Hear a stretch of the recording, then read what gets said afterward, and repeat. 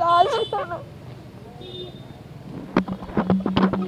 ఏదైనా ఖచ్చితంగా న్యాయం జరగాలని చూసేలా, న్యాయం జరగకపోతే ఆడపిల్లలకి జరిగిన అన్యాయాలు అందరూ చేస్తూనే ఉంటారండి. ఇంకా ఇప్పటికే బోర్డు జరుగుతూ ఉన్నాయి, ఇంకా జరుగుతాయి, కానీ ఏ పిల్లలకే న్యాయం జరగదు. రిజిస్ట్రేశ్వర్ కేసులోని ఇన్ని సాక్ష్యాలను ప్రొసీడ్ చేసినా సరే న్యాయం జరగలేదంటే న్యాయం జరుగుతుందని ఆశ అస్సలు నాకు ఇంకా లేదు. 9 సంవత్సరాల నుంచి ఈరోజు జరుగుతుంది, ఏం జరుగుతుందని ఇప్పటి వరకు వెయిట్ చేసాము. ఏం మాట్లాడమంటారండి? మాట్లాడటానికి ఏమీ లేదు, అంతా అయిపోయింది.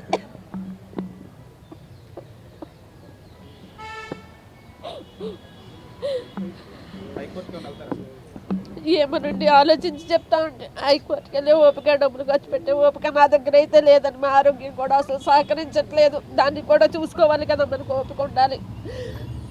తర్వాత ఆలోచించి చెప్తా ఉండి ఇంకెందుకంటే ఇంకా ఆ కోర్టులను వెళ్ళి అదే చెప్పేది అనుకోండి, ఇంకెక్కడికి వెళ్తాం?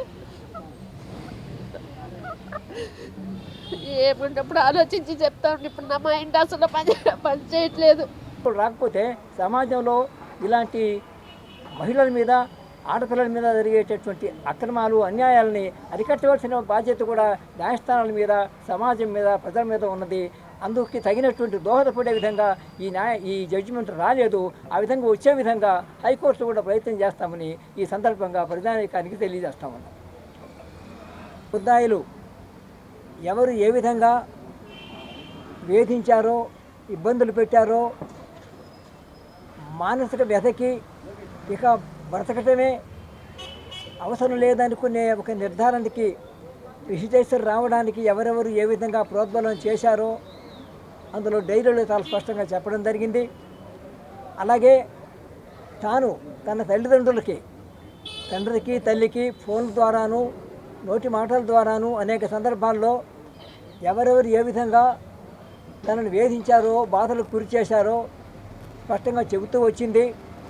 ఆ చెప్పిన విషయాలు కూడా తల్లిదండ్రులిద్దరూ కూడా కోర్టులో న్యాయస్థానం ఎదుట చాలా స్పష్టంగా చెప్పారు. వాళ్ళ వాంగ్మూలాలు ఇచ్చారు, పోలీసుకి కూడా చెప్పారు, వాంగ్మూలాలు కూడా ఇచ్చారు. అలాగే తన తోటి విద్యార్థులు ఎవరైతే ఉన్నారో, క్లాస్మేట్స్ కానివ్వండి, సీనియర్లు కానివ్వండి, వాళ్ళు కూడా ఏ విధంగా రిజిస్ట్రేషన్ను ఎవరెవరు ఏ విధంగా ఇబ్బందులు పెట్టారో, ఎవరెవరు హెరాస్మెంట్కి గురి చేశారో, సెక్షువల్ హెరాస్మెంట్కి, అలాగే ప్రేరేపణకి, జీవితం మీద విరక్తి కలిగేటటువంటి స్థితికి ఎవరెవరు ఏ విధంగా కారకులయ్యారో ఆ విషయాలు కూడా స్పష్టంగా చెప్పారు. అంతేకాకుండా తండ్రి గారు అయినటువంటి మురళి గారు, ప్రిన్సిపాల్ అయినటువంటి A4, ఈ కేసులో A4 బాబురావు గారు, ఆయనకు కూడా కంప్లైంట్ చేశారు. కంప్లైంట్ చేసిన తర్వాత కూడా ఎటువంటి చర్యలు తీసుకోలేదు, నిర్లక్ష్యం వహించారు. అలాగే A1గా ఉన్న ఒక సీనియర్ అమ్మాయి ఈ మొత్తం పరిస్థితులకి ప్రోద్బలం చేసింది. ఆ సాక్ష్యం కూడా చాలా స్పష్టంగా డైరీస్లో రిజిస్ట్రేషన్ రాసింది. అలాగే మిగతా విద్యార్థులు హాయిలాండ్లో ఒక ఫ్రెషర్స్ డే లాగా చేసి ఆ రోజున ఏ విధంగా ఆ రిజిస్ట్రేషన్ని ఆ ఇద్దరు ముద్దాయిలు అలాగే మిగతా వాళ్ళు ప్రోత్సాహంతో ఏ విధంగా ఆ అమ్మాయిని సెక్షువల్ హెరాస్మెంట్ గురి చేశారో, మానసిక వ్యవస్థకు గురి చేశారో అవన్నీ కూడా చాలా పోసకొచ్చినట్టుగా రాసింది. అలాగే సాటి విద్యార్థులు కూడా కోర్టులో చెప్పారు. కాబట్టి ఈ కోర్టులో ఇన్వెస్టిగేషన్ కూడా చాలా సమర్థవంతంగా జరిగింది. ఈ కేసులో చాలా విపులంగా సాక్ష్యాలు 30 మందికి పైగా సాక్ష్యాలు చెప్పారు. అలాగే డాక్యుమెంట్స్ మార్క్ చేశారు, ఎంఓస్ కూడా మార్క్ చేశారు. చాలా పకడ్బందీగా కేసు విచారణ జరిగింది. విచారణ జరిగిన తర్వాత ఆర్గ్యుమెంట్స్ కూడా చాలా విపులంగా ఆ కేసులో స్పెషల్ పీపీగా నేను, అసిస్టెంట్ స్పెషల్ పీపీగా మల్లికార్జునరావు చాలా విపులంగా ఆర్గ్యుమెంట్స్ చాలా విపులంగా చెప్పాము. అందుకు అవసరమైనటువంటి సుప్రీంకోర్టు, హైకోర్టు జడ్జిమెంట్స్ కూడా ఉదహరించాము. ఇవన్నీ కూడా చేశాము. ఈ కేసులో తప్పనిసరిగా కన్విక్షన్ వస్తుందని, న్యాయం జరుగుతుందని, రిజిస్ట్రేషన్ మరణానికి కారకులైన వాళ్ళని శిక్షిస్తారని కోర్టు వారు మేము గట్టి అభిప్రాయంతో ఉన్నాము. అయితే ఈరోజు జడ్జిమెంటు పూర్తిగా కేసు కొట్టేసినటువంటి జడ్జిమెంటు అదనపు 5వ పోక్సో ఇన్ఛార్జ్ కోర్టు వారు చెప్పారు. మేము చాలా స్పష్టంగా అనుకున్నది ఏంటంటే, నేను చాలా స్పష్టంగా ఈ కేసులో న్యాయం సక్రమంగా జరిగి ఉండవలసింది, కానీ న్యాయం జరగలేదు. ఫ్యాక్ట్స్ని కానీ న్యాయపరమైన అంశాలని కానీ కరెక్ట్గా చట్టబద్ధంగా కనుక అప్రిషియేట్ చేసి ఉంటే ఈ కేసులో తప్పనిసరిగా నేరస్తులకు శిక్ష పడి ఉండాల్సిందే. కానీ న్యాయమూర్తి గారు ఆ ఫ్యాక్ట్స్ గురించి కానీ లీగల్ పొజిషన్స్ న్యాయపరమైన అంశాల గురించి కానీ సక్రమంగా ఆలోచించలేదు, సక్రమంగా అర్థం చేసుకోలేరు. కనుక ఈ జడ్జిమెంట్ సరైన జడ్జిమెంట్ కాదు. ఈ జడ్జిమెంట్ న్యాయంగా వచ్చినటువంటి జడ్జిమెంట్ కాదు. ఈ జడ్జిమెంట్ ద్వారా న్యాయం జరుగుతుంది అనుకుంటే ఆ న్యాయానికి అన్యాయమే జరిగింది కానీ న్యాయం జరగలేదు. అందుచేత ఈ జడ్జిమెంటు సరైనది కాదు. కాబట్టి ఇంకొక అంశం కూడా చెప్పాలా. ఈ అంశం ఒక సందర్భం హైకోర్టు కూడా వెళ్ళింది. హైకోర్టులో కూడా ఈ విషయం చర్చకొచ్చినప్పుడు ఆ జడ్జిమెంట్లో ఆ ఆర్డర్లో కూడా కొన్ని అంశాలు చాలా స్పష్టంగా చెప్పడం జరిగింది. అవి కూడా పరిగణనలోకి తీసుకున్నట్టుగా ఈ జడ్జిమెంట్లో మనకి ఇప్పుడు కనపట్లేదు. అయితే జడ్జిమెంట్ ఇంకా పూర్తిగా నేను చదవలేదు. జడ్జిమెంట్ పూర్తిగా చదివిన తర్వాత దాని మీద స్పెషల్ పీపీగా నా అభిప్రాయాన్ని పోలీస్ డిపార్ట్మెంట్ వారికి, ఇన్వెస్టిగేషన్ వారికి తెలియజేస్తాను. అలాగే కుటుంబ సభ్యులు కూడా నేను తెలియజేస్తాను. ఈ కేసులో న్యాయం జరగడానికి అవకాశాలు ఉన్నాయి. నేరస్తులు శిక్షలు భరించడానికి తగినటువంటి కారణాలు, తగిన ఫ్యాక్ట్స్, లీగల్ పొజిషన్స్ అన్నీ ఉన్నాయి. అందుచేత ఇది ఖచ్చితంగా హైకోర్టుకు అప్పీల్ చేయవలసినటువంటి కేసుగా నేనైతే అభిప్రాయపడుతున్నాను. స్పష్టంగా ఆ అభిప్రాయాన్ని నేను పోలీసు వారికి కూడా రాతపూర్వకంగా తెలియజేస్తాను. అలాగే తల్లిదండ్రులు కూడా ఎక్కడే ఉన్నారో వాళ్ళకు కూడా నేను తెలియజేస్తున్నాను. వాళ్ళు ఏ విధమైన నిర్ణయాలు తీసుకోవడానికి వారు నిర్ణయం తీసుకుంటారు. మేము చెప్పేది ఏంటంటే స్పెషల్ పబ్లిక్ ప్రాసిక్యూటర్ ఈ కేసులో చాలా న్యాయం జరగవలసినటువంటిది న్యాయం జరగలేదు. న్యాయం కోసం పోరాటం అనేది, న్యాయ పోరాటం తప్పనిసరిగా చేయవలసి ఉంటుంది. అటు పోలీసుల మీద కూడా బాధ్యత ఉంది, అటు తల్లిదండ్రులు కూడా వాళ్ళు నిర్ణయించుకొని ఆ కర్తవ్యం వాళ్ళు నిర్వహించుకోవాల్సి ఉంటుంది.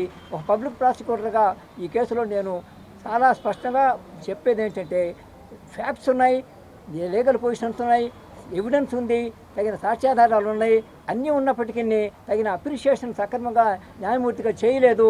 తగిన విధంగా అప్రిషియేట్ చేయకుండా, దాన్ని అర్థం చేసుకోకుండా ఈ కేసును పూర్తిగా కొట్టివేయడం అనేది ఇది సరైన జడ్జిమెంట్ కాదు. ఈ జడ్జిమెంటులో తగినటువంటి న్యాయం జరగలేదు. కాబట్టి న్యాయం కోసం అనివార్యంగా ఈ జడ్జిమెంట్ మీద హైకోర్టుకు అప్పీల్ చేయడం అనేది అనివార్యం అవుతుంది. అప్పీల్ చేయడం జరుగుతుంది. ఆ విధంగా అటు పోలీసు వారికి, ఇటు తల్లిదండ్రులు కూడా నేను స్పెషల్ ప్రాసిక్యూటర్గా వాళ్ళకి సలహా ఇస్తున్నాను. అప్పీల్ జరుగుతుందని నేను ప్రధానికానికి తెలియజేస్తున్నాను. 2015లో బలవన్మరణానికి అనగా ఆత్మహత్యకు గురై మృతి చెందింది. ఆత్మహత్యకు సంబంధించినటువంటి ప్రోత్సాహం చేసినటువంటి, ప్రేరేపణ చేసినటువంటి, అందుకు కారకులైనటువంటి వాళ్ళు ఎవరైతే ఉన్నారో వాళ్ళ విషయంలో కేసు ఇన్వెస్టిగేషన్ చేసిన తర్వాత ఛార్జ్షీట్ ఫైల్ చేశారు. ఆ ఛార్జ్షీట్లో ఆధారాలుగా ఆ అమ్మాయి తండ్రి మురళి గారు ఇచ్చినటువంటి ఎఫ్ఐఆర్తో పాటుగా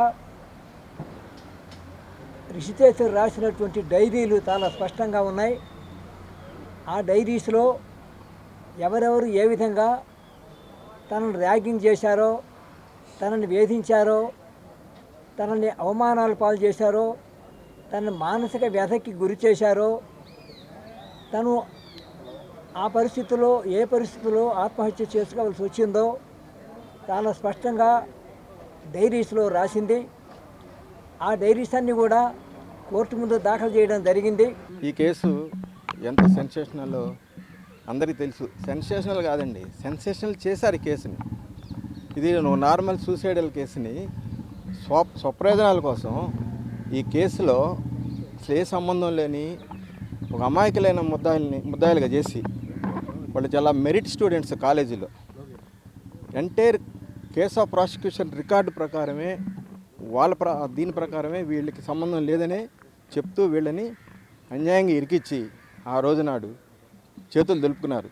పైగా దీన్ని పొలిటికల్ ఇష్యూ చేసి కుల సంఘాలని, ప్రజా సంఘాలని రకరకాలుగా వేధించి తిని 9 సంవత్సరాల నుంచి ఏ నేరం చేయని వీళ్ళు ఎంత మనోవేదన అనుభవించారో అందరికీ తెలియాలి.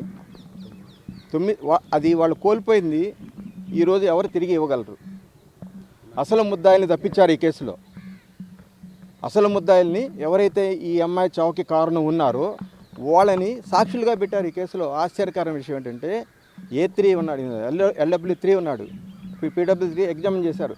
అతనే ఈ అమ్మాయి చనిపోయే వరకు చివరి వరకు లాస్ట్ బ్రీత్ వరకు అతను ఈ అమ్మాయితో ఫోన్లో మాట్లాడటం, టెక్స్ట్ మెసేజ్లు చేయటం, హెరాస్ చేయటం టోటల్లీ రికార్డెడ్ ఎవిడెన్స్ అండి అది. It was elicited before the court the truth. ఈ వీళ్ళకి ఆ అమ్మాయితో చనిపోయే ముందు 3 నెలల నుంచి కానీ అంత ముందు నుంచి కానీ వీళ్ళకి ఎటువంటి సంబంధం లేదండి. వీళ్ళ అమ్మాయితో మాట్లాడటం కానీ వీళ్ళ అమ్మాయితో టెక్స్ట్ మెసేజ్ చేయటం కానీ ఏమీ లేదు. అమ్మాయి చనిపోయిన రోజు కూడా వీళ్ళకి కాలేజీలో లేరు. ఇది స్వప్రయోజనాల కోసం ఆ రోజు నాడు తెలుగుదేశం ప్రభుత్వం గవర్నమెంట్ ఉంది, రూలింగ్లో ఉంది. ఆ రోజు ఈ గవర్నమెంట్ని ఇబ్బందిలో పెట్టాలని మన రోజా గారు లాంటి వాళ్ళందరూ కూడా దీన్ని సెన్సేషన్ చేసి మాట్లాడితే అసెంబ్లీలో రిజిస్ట్రేషన్ కేసు అని చెప్పి లేని అవన్నీ క్రియేట్ చేసి వాస్తవాల్ని వక్రీకరించి ఈ కేసులో అసలు సంబంధం లేని అమాయకులను తీసుకొచ్చి ఇరికిచ్చి ఈ ప్రాసిక్యూషన్ వాళ్ళ మీద చేయించారు. వాళ్ళు 9 సంవత్సరాల నుంచి ఎంతో మనోవేదనకు గురై వాళ్ళ స్టడీస్ కానీ వాళ్ళ కెరియర్ కానీ ఇబ్బంది ఎవరు ఇస్తారు ఈ రోజు నాడు? ఎవరు తిరిగి ఇవ్వగలరు? స్వప్రయోజనాల కోసం, రాజకీయాల ప్రయోజనాల కోసం వీళ్ళు ఇరికిచ్చారు ఆ రోజు నాడు. That is established fact. నేను ఈరోజు రోజా గారిని అడుగుతున్నాను, మీరు రండి, వాస్తవాలు తెలుసుకోండి. ఇప్పటికైనా కళ్ళు తెరండి. మీ రాజకీయాల కోసం ఎవరో జీవితాలను మీరు ఎట్లా బలి చేస్తారండి? కరెక్ట్ కాదు కదా అది. ఎవరి జీవితం వాళ్ళది. వాళ్ళ జీవితాల్లో మీరు దూరేసి మీ స్వప్రయోజనాల కోసం, మీ రాజకీయ ప్రయోజనాల కోసం ఆ రోజు నాడు చంద్రబాబు నాయుడు ప్రభుత్వాన్ని ఇబ్బంది పెట్టాలని దీంతో వీళ్ళని ఇరికిచ్చారు మీరు. ఇది ఎంత అన్యాయం అండి ఇది. ఎవరు తిరిగిస్తారు? రోజా మేడం మీరు తిరిగిస్తారా? మీరు కానీ మీ పార్టీ తరఫున, పార్టీ గురించి నేను మాట్లాడలేదు ఇక్కడ. దీన్ని పొలిటికల్ కలర్ వేసి చేశారు కాబట్టి నేను మాట్లాడాల్సి వస్తుంది. నేను కేసు పరంగా అయితే నేను మాట్లాడాలి, నేను ఒక డిఫెన్స్ కౌన్సిల్గా నేను మాట్లాడాలి. బట్ ఏం జరిగింది కేసులో? వాళ్ళకి ఏం సంబంధం లేదు, వాళ్ళని తీసుకొచ్చి ఇరికిచ్చారు. ఎందుకు ఇచ్చే తర్వాత ఇన్వెస్టిగేషన్లో మెటీరియల్ వచ్చింది, వీళ్ళకి సంబంధం లేదు, పలానా వ్యక్తులు ఒక నోకరాజు అనేవాడు ఉన్నాడు, ఈ అమ్మాయి పట్ల అసభ్యంగా ప్రవర్తించాడు, జితేంద్ర అనేవాడు ఉన్నాడు, వాడు ఈ అమ్మాయిని చివరిదాకా ఎమ్మడబడ్డాడు చనిపోయే వరకు. ఇవన్నీ కూడా ఇన్వెస్టిగేషన్లో వచ్చినాయి. కానీ సప్రెస్ చేసి ఛార్జ్షీట్లో ఏమీ మెన్షన్ చేయకుండా, వాళ్ళని ఎక్యూజ్డ్గా చూపించకుండా, ఒకరిని సాక్షిగా పెట్టకుండా తీసేసి మొత్తం మీద 37 మంది సాక్షులను విచారించారు, ఐఓలతో సహా. ఐఓలు కూడా సెల్ ఫోన్లు సీజ్ చేశారు.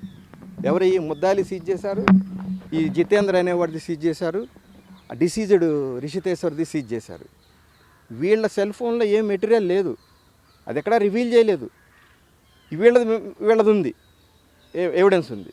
అది కోర్టులో ఫైల్ చేసే వరకు అది బయటికి తానిలా. కోర్టులో జడ్జి గారు ముందు అది ఓపెన్ చేశారండి, ఆ సీడీలు తీసి అప్పుడు మాకు కాపీ సప్లై చేశారు ద టైమ్ ఆఫ్ ట్రయల్. అప్పుడు మేము చూసుకుని ఏం జరిగింది అని చూసి దాని ప్రకారం మేము డిఫెన్స్ చేసాము. This is fact. వాళ్ళ రికార్డే, ప్రాసిక్యూషన్ రికార్డే. తర్వాత ఇంకో విషయం ఏంటంటే, ఇక్కడ స్పెషల్ పీపీగా వై కోటేశ్వరరావు గారు వేశారు. ఆయన ఈ కేసులో మొదటి నుంచి కూడా తనే ఒక పబ్లిసిటీ కోసం, తను ఒక సామాజిక న్యాయం కోసం పోరాడే వ్యక్తిలాగా ఆయన అమాయకుల్ని తీసుకొచ్చి from the date of filing of FIR ఆయనే ఉండి మొత్తం ప్రాసిక్యూషన్ అంతా దగ్గరుండి చేయించి వీళ్ళ అమాయకులుగా తీసుకొచ్చి ఇరికిచ్చారండి. ఇది వాస్తవం. ఈ రోజు నాడు కూడా వాళ్ళు కోర్టులు ఇన్ఫ్లుయెన్స్ చేయాలని చూస్తున్నారు, అది కరెక్ట్ కాదు. కాబట్టి ఇది జడ్జి గారు అన్ని పూర్వాపరాలు 9 సంవత్సరాల నుంచి 4-5 జడ్జిలు మారారు. అందరూ కూలంకషంగా చూసి ఈ కేసుని ఎగ్జామిన్ చేసి సాక్షులను విచారించి ఆర్గ్యుమెంట్స్ కూడా 2 నెలలు జరిగింది.